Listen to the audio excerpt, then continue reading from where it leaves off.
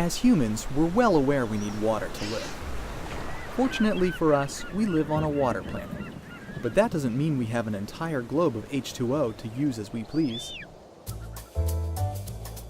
So just how does the usable water break down for us?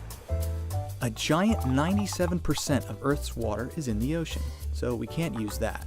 3% is fresh water, but even in that small sliver, about 2% is locked in glaciers, ice caps, and groundwater. That leaves about 1% of the fresh water on Earth that is accessible and usable by humans. Let's imagine all of that accessible fresh water fits into this tiny pool. Now we'll get to some small numbers when we look at global freshwater.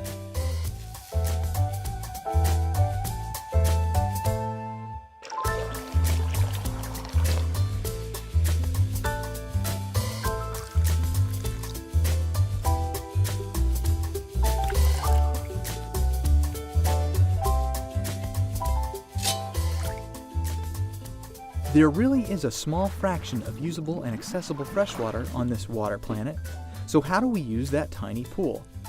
In the United States, about 49% is used in thermoelectric power production, while agricultural irrigation makes up about 31%. 11% goes to public use in our cities and towns, 4% goes into industry and manufacturing, and 1% is domestic use. The water coming out of our faucets largely comes from precipitation. Measuring how much or how little precipitation falls can impact how we live our daily lives. Elsewhere around the globe, in developing countries, agricultural irrigation accounts for about 70% of freshwater use, while industrial use is 20% and 10% for public consumption.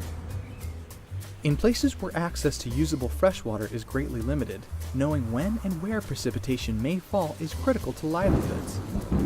Precipitation replenishes these tiny reservoirs of fresh water, and data from the Global Precipitation Measurement Mission will help farmers, ranchers, and policymakers in these regions plan for periods of drought, flooding, and other extreme weather.